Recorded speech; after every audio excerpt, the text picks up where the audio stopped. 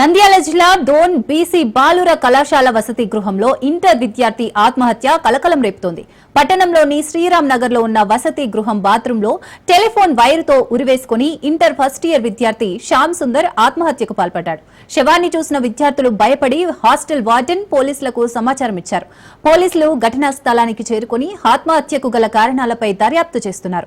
ఘటనా స్థలానికి ఆర్డీఓ నరసింహులు వచ్చి విచారించారు. శ్యామ్ సుందర్ అనంతపురం జిల్లా యాడి పట్టణానికి చెందినవాడు. శ్యామ్ వారం రోజుల క్రితం ఊరికి వెళ్లి నిన్న మధ్యాహ్నమే హాస్టల్ కు వచ్చాడు. కేసు నమోదు చేసుకున్న పోలీసులు దర్యాప్తు చేస్తున్నారు.